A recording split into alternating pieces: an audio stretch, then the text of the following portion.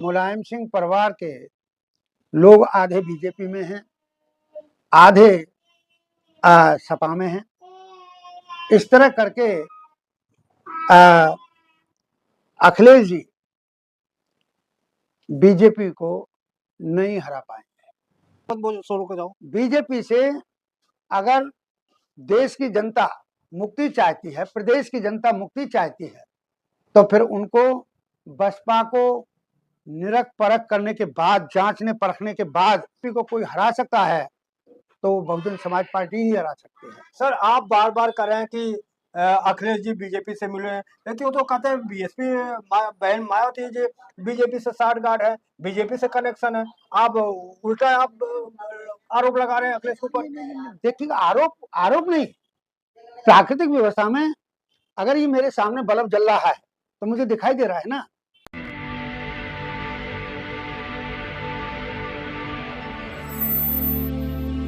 जय भीम, मैं मेवालाल और आप देख रहे हैं बहुजन समय। साथियों, ये धारणा कैसे टूटेगी? कहा जाता है कि मुसलमान का ये मानना है कि जो बीजेपी को हराएगा वोट उसके करेंगे। ये धारणा कब टूटेगी सर? देखिएगा, ये मुस्लिम समाज के जो अग्रणीय लोग हैं, ये उनकी मानसिकता पर है। जो इधर देश में अपने को हिंदू हिंदू कहते हैं, उनके मंदिरों से भी गई हुई बात उतनी सफल नहीं हो पाती है। होती है, असर होता है, पूर्णतः मतलब गुमराह हो जाते हैं लोग। लेकिन इस मामले में मेरा मस्जिद भी पाक नहीं है। वहां से इस तरह के संदेश चले जाते हैं, तो जो वहां के मौलवी हैं या अग्रणी नेता हैं, उनकी धारणा ऐसी बनी हुई है। अभी मैंने आजम खान जी का इंटरव्यू सुना था। उन्होंने अपने को बेकसूर साबित किया, लेकिन वो बताते हैं दोबारा फिर जेल चले गए या जाने की प्लानिंग में सरकार होगी भेजने की में। तो इस तरह करके इस्लाम मत के लोगों में ये एक भ्रम है। अरे भाई, अपने विवेक का इस्तेमाल करो। हमें देखो, इस देश में एक दल है जिनके पास अपनी विचारधारा है। वैसे तो इस देश में दो दल हैं, एक बहुजन समाज पार्टी है जिसके पास अंबेडकरवाद है, दीन ईमान की पार्टी है। माननीय बहन जी ने मुख्यमंत्री होते हुए, किसी ने, मीडिया वाले ने जब पूछ लिया हम लोगों के सामने की बात है लखनऊ पर, कि भाई कार्यकर्ता आकर के परेशान करते हैं, तो माननीय बहन जी ने कार्यकर्ताओं को भी बख्शा नहीं था। उन्होंने कहा कि नियम ये कहता है कि मेरा कार्यकर्ता अगर आपको परेशान करता है तो उसके खिलाफ भी FIR लॉन्च करो, कोई दिक्कत नहीं होगी, और जांच पड़ताल हो जाएगी। अगर उसने ऐसा गलत काम नहीं किया होगा तो वो पाक साफ हो जाएगा। तो माने बहन जी कानून को और संविधान को, लोकतंत्र को इतना मानती हैं कि कार्यकर्ता को यही अधिकार कहां से मिल गया तो वो अनुशासन प्रशासन को डिस्टर्ब करेगा। सेम पैटर्न इस देश में बीजेपी है। बीजेपी के पास मनुवाद की विचारधारा है, तो वहां पर यह प्रथा है कि उनके ही बड़े बड़े नेता लोग रेप केसेस में इन्वॉल्व हैं, मर्डर में इन्वॉल्व हैं, सरेआम कार से रौंद देते हैं और जमानत बड़ी जल्दी हो जाती है, फिर कोर्ट आवाज उठाता है, तब जाकर के पुनः जेल जाते हैं। तो उनकी जो वर्किंग जो नेचर है वो बड़ी अजीबोगरीब है, जबकि बहुजन समाज पार्टी की इस तरह की नहीं है।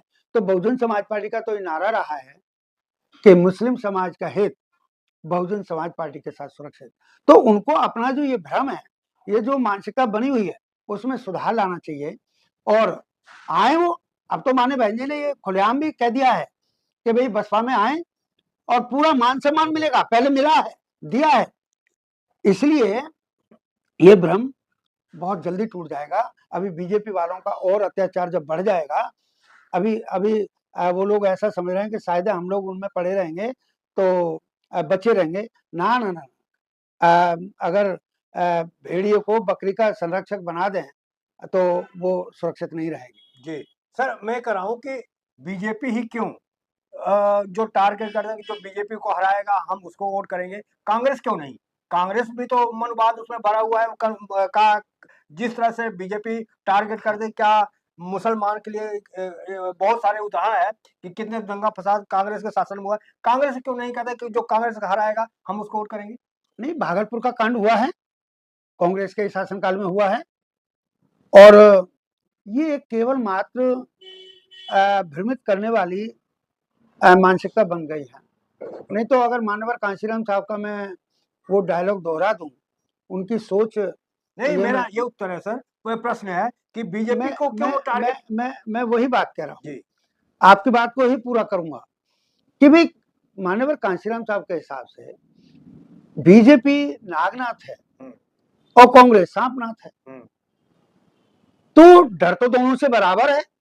तो मेरे मुस्लिम समाज के लोगों को, नेताओं को और आम जनता को ये चिंतन मनन तो करना चाहिए कि भाई बीजेपी और कांग्रेस में क्या अंतर है। एक जो पानी का सांप है, एक खुले जंगल का सांप है, सांप तो दोनों है। तो इसलिए कांग्रेस से भी उनको अपना जो लगाव बना हुआ है बहुत पहले से, मिला कुछ नहीं है, कांग्रेस से भी मिला कुछ नहीं है। ठीक है, राष्ट्रपति बने, सब कुछ हुए, लेकिन आज भी देखो ना, जो आरिफ मोहम्मद खान है, इस्लाम मत के हैं पैदाइशी, लेकिन गवर्नर किससे बने हुए हैं? तो वो जिस पार्टी ने गवर्नर बनाया उनकी वो करेंगे या दूसरे लोगों को करेंगे। सर बाबरी मस्जिद का ताला खुलवाने में तो कांग्रेस का ही हाथ है ना। हाँ, तो वो तो देखिएगा, मामला ये नहीं था, वो गिव एंड टेक पॉलिसी थी। शाहबानो जो कांड हुआ, शाहबानो जो केस था सुप्रीम कोर्ट में चल रहा था, उसके बदले इस्लाम मत के लोगों के लिए ये फैसला हुआ था कि आप शाहबानो केस को रिजल्ट आने दीजिएगा, जो उसका सीआरपीसी की धारा 125 जो होती थी भरण पोषण के खर्चा लेने का, आप उसे होने दीजिएगा, हम आपके उसको कर देते हैं। तो राजीव गांधी जी के टाइम में ये काम हुआ था। तो वहां से वो ऐसा मान करके चल रहे हैं कि भाई कांग्रेस हमारे साथ बहुत है, लेकिन ना, उन्होंने सौदा किया था। उन्होंने पूर्णतः शुद्ध मानसिकता के साथ वो नहीं खुलवाई थी बाबरी मस्जिद। वो लेन देन गिव एंड टेक पॉलिसी के तहत शाहबानो केस वर्सेस बाबरी मस्जिद, उसमें ऐसा करके उन्होंने वो खुलवाई थी। उसमें कांग्रेस की तरफ से कोई बहुत बढ़िया काम मुस्लिम हित के लिए नहीं था।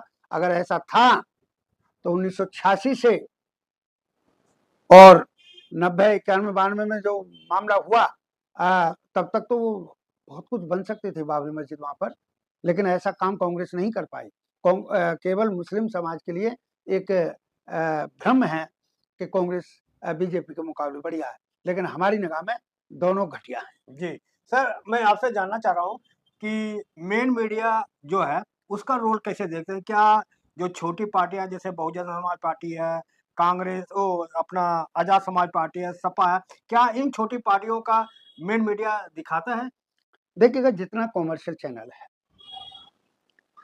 जिसे आप मेन मीडिया कह रहे हैं, जी, बाबा साहिब की सोच याद आ रही है कि उन्होंने 4 स्टेप का शासन प्रणाली बनाया कि भाई एक विधायिका होगी, वो कानून बनाएगी, एक कार्यपालिका होगी, उस कानून को बनाए हुए को लागू कराएगी, फिर एक न्यायपालिका होगी कि जो कानून को तोड़ेगा उसके लिए सजा का प्रावधान न्यायपालिका करेगी। लेकिन इन तीनों स्तंभों से, इन तीनों जो स्टेप हैं, इन तीनों से भी कोई बात छूट जाएगी, लेकिन जनता के हित में होगी, भले ही किसी की आलोचना करनी पड़े, चाहे न्याय प्रणाली की, चाहे कार्यपालिका की, चाहे विधायिका की, तो उस बात को मीडिया उठाएगा। चौथा जो स्तंभ है, मीडिया उठाएगा, और जब मीडिया उठाएगा तो उस पर कार्य होगा होगा तो सुधार आएगा। लेकिन आज जो लोग कहते हैं कि ये जो मीडिया है, वो मीडिया आज गोदी मीडिया बन गया है। वो शब्द तो मोदी मीडिया इसलिए नहीं इस्तेमाल कर रहे हैं कि जैसे ही मोदी साहब का नाम आ जाएगा, मोदी मीडिया, तो किसी न किसी के खिलाफ कार्रवाई हो जाएगी, इसलिए उन्होंने शब्द गोदी मीडिया, गोदी मीडिया मतलब वो मीडिया किसी की गोद में जाकर के बैठ गया है और उन्हीं की बात करता है, और छोटे दलों का जो एक लोकतांत्रिक तरीके में उनका भी जो हक बनता है। हाँ ठीक है भाई, जो बड़ी पार्टी है उसको बड़ा टाइम दो, यदि बड़ी पार्टी उसको 30 मिनट का टाइम देते हो, तो जो उससे दूसरे दर्जे की है उसको 20 मिनट का दे दो, उससे और छोटे दर्जे की है उसको 15 मिनट का दे दो, 18 मिनट का दे दो, 12 मिनट का दे दो, 10 मिनट का दे दो, और जो बिल्कुल अभी अभी आ रहा है, तो लोकतंत्र तो ये कहता है कि उसको भी अपनी बात कहने का मौका तो दो, लेकिन ऐसा नहीं हो रहा है। तो वो जो मीडिया है, मीडिया अपने वाला रोल नहीं कर रही है, और आज मुद्रा के बदले, कीमत के बदले वो उनकी तारीफ करने में लगे हैं, चाहे उसके लिए कितना झूठ बोलना पड़े। जो छोटी पार्टी हैं, दल हैं, राजनीतिक दल हैं या और संस्थाएं हैं, उन संस्थाओं की बात न कह करके, भले ही कितनी बड़ी गुंडागर्दी जो वर्तमान सरकार के लोग हैं वो कितनी बड़ी गुंडागर्दी क्यों न कर दें फील्ड में, लेकिन वो जो है सरकारें मीडिया को इतना प्रभावित किए हुए हैं कि वो उन बातों को नहीं कह पा रहे हैं। और दूसरी बात, सरकार की तारीफ में लोग लगे हैं, मीडिया वाले लोग, इसलिए मीडिया इस देश में ठीक ठीक काम नहीं कर रही है, वो अपना रोल नहीं कर रही है जो संविधान के मुताबिक है, लोकतांत्रिक तरीके के मुताबिक है, उसको निभा नहीं रही है, और उसी वजह से इस देश का माहौल भी और खराब हो रहा है। जी सर, मैं आपसे जानना चाह रहा हूँ, क्या बिहारियों को ऊपर आरोप लगाना है ठीक है कि वो रोजगार, व्यापार, शिक्षा, दवाई, सुरक्षा नहीं चाहते, वो 10,000 में बिक गए, ये आरोप लगाना ठीक है उन पर? देखिएगा, वो आरोप लगाना ठीक नहीं है। कौन आदमी है जो ये नहीं चाहता है कि मुझे समय पर दवाई मिले, मेरे बच्चे को शिक्षा मिले, मेरे बच्चे को अच्छा माहौल मिले, जो गंदा माहौल आज हो रहा है उससे मेरा बच्चा बचे। तो ऐसा करके उन पे आरोप लगा रहे हैं, वो आरोप केवल मात्र एक बात से लग रहा है कि वो लोभी लालच की जो एक नेचुरल वो है, आदत है, उस आदत की वजह से। नहीं तो मैं आपको 2 जून की बात कर रहा हूँ, जब धान की रोपाई का शुरुआत का टाइम था, तो बिहार से मैं लुधियाना रेलवे स्टेशन पर था, मैं अपने पंजाब बैंक की कॉन्फ्रेंस करने गया था, तो वहां पर मैंने बोरे देखे हैं कंधे पर रखे हुए, छोटे छोटे बच्चे हैं, महिलाएं हैं, बहन बेटियां हैं, उनको लेकर के वो लोग उधर आए हैं। कहाँ से आए हैं? बिहार से आए हैं। क्यों आए हैं? क्योंकि बिहार में रोजगार नहीं है, तो रोजगार की तलाश में वो लोग वहां तक गए हैं पंजाब में, और वहां जाकर के उनको गाली भी मिलती है और बेइज्जत भी हो जाते हैं, तनख्वाह भी नहीं मिलता। और हाँ, तनख्वाह नहीं मिल पाते। जिस जिस जिस दर पर, रेट पर वो लोग तय हो करके जाते हैं, वो लोग उतना नहीं कर पाते हैं, और वहां जाकर के भी उनका शोषण होता रहता है। इसलिए उस शोषण से बचाने के लिए अगर बिहार वाले लोगों को कोई आदमी समझाता है, तो जब वो नहीं समझ पाते हैं किन्हीं कारणों से, क्योंकि सुविधा की राजनीति आज उनमें भी आ गई है कि चुपचाप जो मिल जाए वही उचित है। सर, मैं आपसे जानना चाह रहा हूँ कि बिहार में जो होना था सो तो हो गया, अब यूपी में क्या होगा 2027 में? क्या यही तरह से जो जिसका जिम्मेदारी था कि बीजेपी को हराएंगे, अब यहाँ पर क्या अखिलेश जी यूपी में हरा पाएंगे मोदी जी को? देखिएगा, जिन लोगों का बीजेपी के साथ साठगांठ है, सपा की साठगांठ है, मुलायम सिंह परिवार के लोग आधे बीजेपी में हैं, आधे सपा में हैं, इस तरह करके अखिलेश जी बीजेपी को नहीं हरा पाएंगे। तो फिर मैं आपके माध्यम से अनुरोध कर रहा हूं कि बहुजन समाज पार्टी को परखो, उनके शासन प्रशासन को याद करो, माननीय बहन जी के नेतृत्व को परखो, जांचो, और उसमें पार्टी के लिए आप लोग सहयोग करके अगर वास्तव में बीजेपी से मुक्ति चाहते हो, मत बोलो, सोलो को जाओ, बीजेपी से अगर देश की जनता मुक्ति चाहती है, प्रदेश की जनता मुक्ति चाहती है, तो फिर उनको बसपा को निरख परख करने के बाद, जांचने परखने के बाद, जितनी खासियत बसपा में है, विचारधारा जो बसपा की है, उसके तहत चल करके माननीय बहन जी के हाथों को मजबूत करके इस देश में, अगर मैं कह दूं तो कोई अतिशयोक्ति नहीं होगी कि अगर बीजेपी को कोई हरा सकता है तो बहुजन समाज पार्टी ही हरा सकती है। सर आप बार बार कह रहे हैं कि अखिलेश जी बीजेपी से मिले हैं, लेकिन वो तो कहते हैं बीएसपी बहन मायावती जी बीजेपी से साठगांठ है, बीजेपी से कनेक्शन है। आप उल्टा आप आरोप लगा रहे हैं अखिलेश के ऊपर। देखिएगा, आरोप नहीं, प्राकृतिक व्यवस्था में अगर ये मेरे सामने बल्ब जल रहा है तो मुझे दिखाई दे रहा है ना। माननीय बहन जी के जितने भी अनुयायी हैं उनमें से ये बताइएगा कितने लोग बीजेपी के साथ अंदरूनी ढंग से हैं।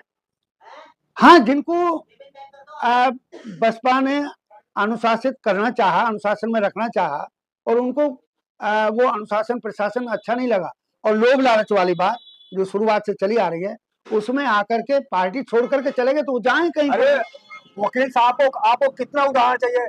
बहन जी ने बीजेपी के साथ चुनाव मिलकर लड़ा और मोदी के प्रचार में वहां गुजरात में गई, कितना उदाहरण चाहिए आपको बीजेपी से नहीं मिली है? सुनिएगा, आप सारे लोग, अगर मैं सच्ची बात कह दूं तो आप सोशल मीडिया के आदमी हैं और गोदी मीडिया वाले लोगों ने भी बहुजन समाज पार्टी को बदनाम करने का ठेका लिया है इस देश में। हम ये कह रहे हैं कि भाई हालात क्या थे, परिस्थितियां क्या थी, अगर आप लोगों ने सुना है और कहीं देखा है तो वो बात करो, क्योंकि हमारी गरज नहीं रही है बीजेपी का किसी भी तरह का सहयोग मांगने में। जब जब सरकार बनाने की जरूरत पड़ी है उत्तर प्रदेश में, तो बीजेपी के शीर्षस्थ नेताओं ने मान्यवर कांशीराम साहब को बात की, उनको कहा। अभी जो आप अखिलेश जी की बात कर रहे हो तो मुलायम सिंह परिवार की जब बात आ जाती है तो जब सपा के गुंडों ने कांग्रेस वालों को और बीजेपी वालों को भी उसी तरीके से रगड़ना शुरू कर दिया 1992-93 में, और फिर वही माहौल चला 93 में जब मुलायम सिंह जी को मुख्यमंत्री बना दिया गया, तब भी फिर सपा के गुंडों ने इनको परेशान करना शुरू कर दिया तब, और वो अनुशासन प्रशासन को मानते नहीं थे, इसलिए उस पर बीजेपी के शीर्षक वाजपेयी जी और मुरली मनोहर जोशी इन लोगों ने साहब को बात करके उस मुलायम सिंह सरकार से जो हमारा समर्थन था उसको वापस करने की बात कही और कहा कि हम आपकी सरकार बनाएंगे। हम नहीं कह रहे कि आप हमारी सरकार बनाओ, वो कह रहे हैं कि हम आपकी सरकार बनाएंगे लेकिन इन गुंडों से हमारा पीछा छुड़वाओ। तो इस बात को लेकर के पहली सरकार बनी, उसमें भी ये जो कांड हुआ था वो रहा, माने बहन जी को तो ये लोग मार देते, और उसके बाद 97 वाला भी उसी तरह का हुआ, 6 महीने का वो हुआ। फिर उसके बाद 2002 में हुआ, चुनाव फरवरी में हो गया, मई तक सरकार नहीं बनी। तब वाजपेयी साहब ने कहा कि भाई आप सरकार बनाओ कांशीराम साहब से, और साहब ने तो इतनी शर्तें रख दी कि भाई सरकार नहीं, चुनाव करवाओ। लेकिन उन्होंने कहा वाजपेयी जी ने नहीं, चुनाव पे बहुत पैसा खर्च होता है, आप सरकार बनाओ, हमारा साथ रहेगा, समर्थन रहेगा। तब साहब ने शर्त रखी कि सरकार बनाएंगे तो हम बनाएंगे, कि तो ठीक है। कब ठीक है? जब बीएसपी मजबूत और बीजेपी मजबूत, क्योंकि ये प्राकृतिक व्यवस्था का नियम है कि बात हमेशा मजबूत की मानी जाती है। तो उन्होंने स्वीकार किया।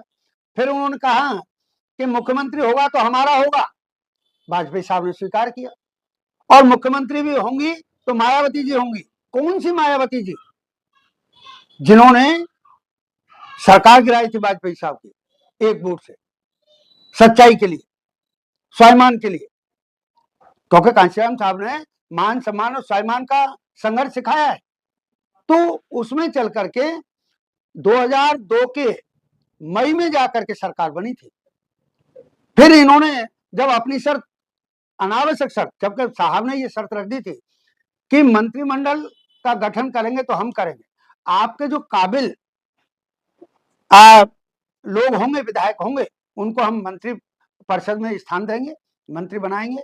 उन्होंने ये भी शर्त रख दी कि देखिएगा भाई, हम लोगों ने बहुत ज्यादा सरकारें नहीं चलाई हैं, ये छोटे छोटे मौके मिले हैं, तो यदि कहीं भूल होती है तो आप चौराहे पे खड़े होकर के चीखोगे नहीं, बताओगे, आपस में सलाह मशवरा करोगे कि भाई ये गलत हो गया, लेकिन बीजेपी के लोगों ने लोकसभा के चुनाव के लिए सीटों के लेन देन की बात कही, तब वो बात साहब को भी पसंद नहीं आई, माने बहन जी को भी ये बात नागवार गुजरी, और बहुजन समाज पार्टी के समर्थकों, बहुजन समाज को ये बात ठीक नहीं लगी।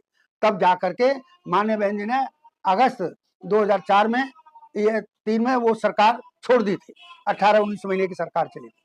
तो ऐसे करके आप जो मैंने कहा कि भाई मीडिया वाले लोगों ने तो ठेका ले रखा है कि बसपा को बदनाम, भाई सीधे साधे लोगों का दल है, तो जो गांव में एक वो होता है कि भाई कमजोर का है तो कैसे भी हंसी उड़ा लो। नारायण भैया हमें मजबूत देखो ना, माने भाई लोग कहते हैं बीजेपी का, जैसा भी आप कह रहे हो, अरे बीजेपी का भी खिलाफ बोली है ना, चुनाव आयोग के खिलाफ बोली है ना माने बहन जी, कि भाई निष्पक्ष और पाक साफ अगर चुनाव हुआ होता तो हमारी अभी और कैंडिडेट जीत करके आते, ऐसा नहीं हुआ जी। अब उसको कौन करवा रहा है? उसको बीजेपी करवा रही है। तो विरोध किसका हो गया? किसकी सरकार का चुनाव आयोग है? बीजेपी की सरकार का चुनाव आयोग है।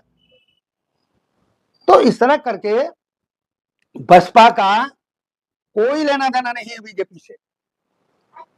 हमारी नीतियां हैं, पॉलिसी हैं, कल्याणकारी नीतियां हैं, जैसे हमको मौका मिलता है हम उनको लागू करते हैं। जी।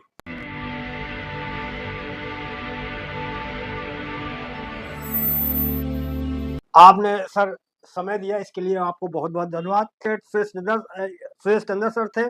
कैसी रही बातचीत आप प्रतिक्रिया में रिव्यू बताएं, और आपसे विनती है, निवेदन है कि आप लोग कहाँ से देख रहे हैं कमेंट में लिखेंगे, और छोटी सी अपील है कि यदि हमारे चैनल को आप चाहते हैं कि हमारी पत्रकारिता आगे बढ़ी रहे तो हमें आर्थिक मदद भी करें, हमारे चैनल को सब्सक्राइब करें, लाइक करें, कमेंट करें। धन्यवाद। देखिएगा, आपके शब्दों के साथ में मैं अपने अल्फाजों को विराम तो दे ही रहा हूँ, इस अनुरोध के साथ कि मेरी बातों को अन्यथा न लेकर के व्यवहारिकता, गंभीरता के साथ उसका एहसास करें, अनुभव करें, और विवेकता के आधार पर, विवेकशील होने के आधार पर, पूर्णतः विवेक का सहारा लेकर के जो आज का ये माहौल बना है देश का, उसको सुधारने में अपना सहयोग प्रदान करें। और फिर पुनः बहुजन समय चैनल के लिए जो लोकप्रिय है अपने में, और वो खबर देता है जो बिल्कुल करंट खबर है, ऐसे चैनल के भी लिए मैं मंगल कामना करता हूँ। आप जैसे श्रोता अपना खुशहाल रहें, इधर चैनल वाले लोग खुशहाल रहें, इधर पूरा देश का माहौल खुशहाली के माध्यम रास्ते पर चले, इस चाहत के साथ मैं अपने शब्दों को विराम देता हूँ। आप लोगों ने सुना और सुनेंगे, बहुत बहुत धन्यवाद। जय भीम, जय भारत।